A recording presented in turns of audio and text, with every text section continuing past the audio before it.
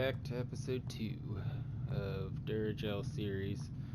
Figured I'd show off these lockers in greater detail, show off the logic gates I've put together to pretty much get it to work as best as I could. One idea is each one you look at will open. That should be impossible. I'm still trying to figure why two of them are opening at the same time. They shouldn't be able to, especially that one. Let's go ahead and jump into the logic. So, I have this logic gate and this locker open. Now, just to show you, the biggest thing I wanted was to be able to copy and paste these lockers and not have to modify anything. So no matter which one I look at, it opens that specific one.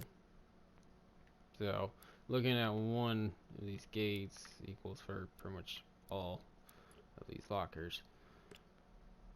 Now the trick to that is if I come to my character first, the playable character, I have pretty much two of the most important things on his head. Don't mind the hat will not be there. I have a looking at, it's a laser scope, which pretty much just points 15 meters forward. Still need to align it, but we'll get to that sooner or later.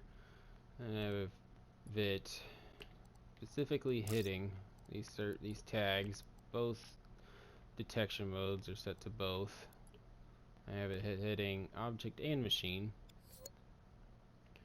And then I also have another tag, which is just object and face. This first was just for like the Duragell battery, where you pick it up and it'll pretty much be in your face, but it also became handy for the lockers.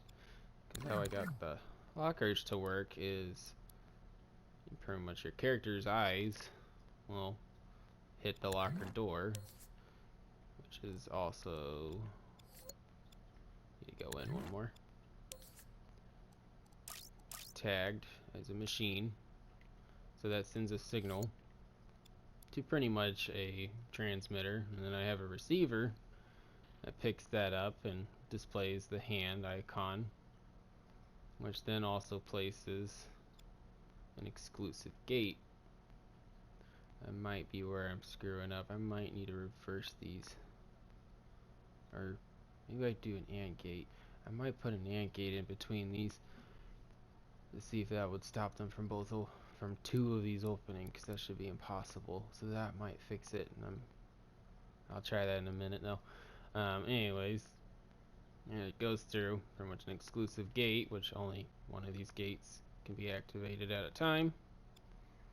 And then I also have another laser scope, which is going towards the object in my face. And also, pretty much I gave the locker eyeballs, so the lockers are always looking at you, which is kind of horrifying. Luckily this is a horror map.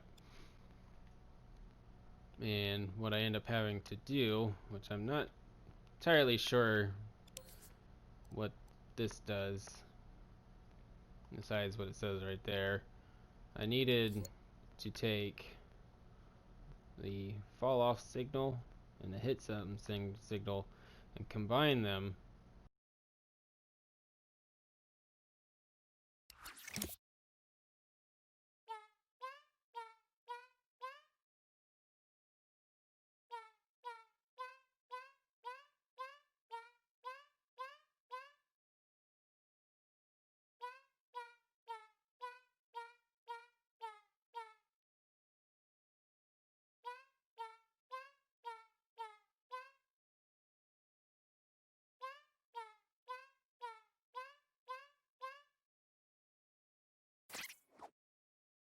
so I can actually get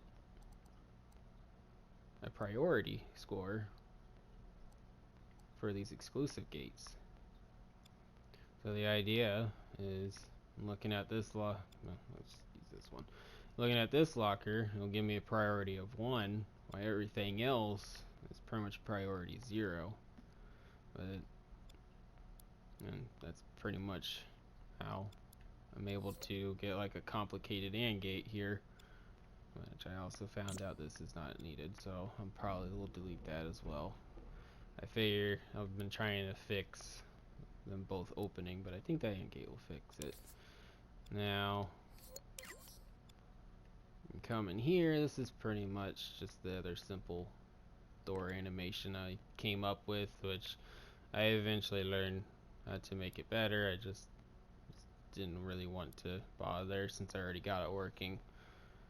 But I have a node just so I can pretty much see where the input is. I always hit square. I have a controller sensor, which is pretty much turned off until the AND gate activates, which is what you're looking at. And then it's connected to the square button, which goes to pretty much prevent square spam, which is just a little clock. It's set to 1.4 seconds. It resets itself, and then timer output will pretty much activate the selector. By default, it should be closed. I don't know why I didn't name this one. So by default, it's closed. Sadly, I have these things pretty much running in reverse, so that's why these are open, and they'll close if I play it. So let me. A little annoying that it does that, but at least it does what I wanted it to. And then pretty much I used. I can't remember what this animation. Pretty much the movable animation. You grab this object and you move it, and that's what it records as your imp's movement. I pretty much went up to the top right here and slowly opened the door, and then I modified the amplification, which is how far it swings open, which is nice because I can customize these lockers. This is at 150. Can pretty much, if I want to only open up a jar, I actually can. And then I got the play animation speed, which, like I said, I moved it very slowly, so that's why it's up 650% speed. Let's see what this timeline is. Oh, this is a metal door opening and closing. I did not make this. I did not make that sound anyways. Got a doorknob and a door opening. Again, I did not make these, so credit goes to the creators, which I'll try to find their names. And I don't remember what this is for. Oh, I remember what this is for now. This is volume control. There's one thing I haven't really seen in the other games I've seen. Other games I've played by other people, where you can control their volume. Because sometimes I always have to keep turning down my TV because it's just so loud. So pretty much I have it connected to the volume, which is at 50% right now. If I were to go up here, I think is where I put it. No, I put it back here.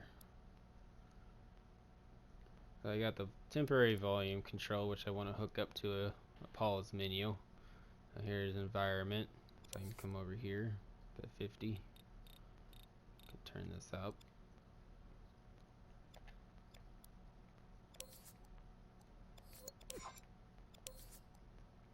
Now it's at 60. Oh, 66. So yeah, those are my lockers. I am going to go ahead and implement this AND gate real quick. So first things first, I want to turn on my grid. I'm going to shrink that because I am going to delete all those. That's pretty much the whole idea. I only need one locker. I don't like that gray background.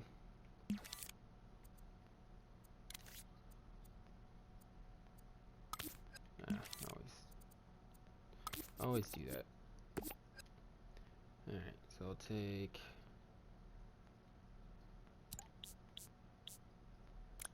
output from this one and output from this one. We'll delete that one. And let's slide it right over here. I'll make that its output. Now I'll need both of these conditions, so you need to be whatever you're looking at to be the closest, and then also pretty much you have to be looking at the locker, which also I should mention has a radius as well. That's another important thing. I've tried it with this and it triggers everything and it's annoying. Like my battery would get triggered.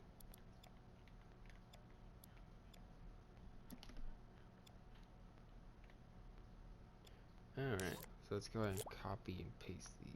My grid's not enabled again.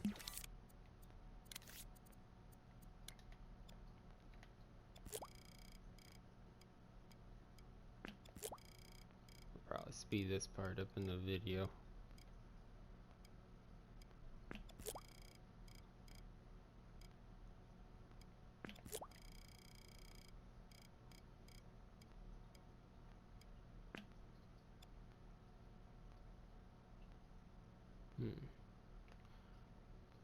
I feel like these need to be nudged.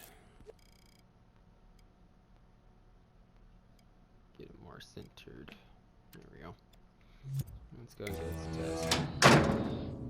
A lot of sounds going off at once.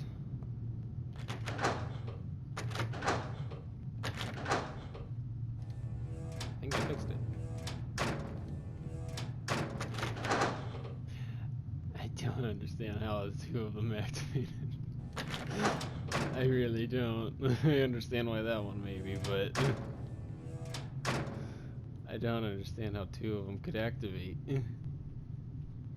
I have that gate. It should be impossible, shouldn't it?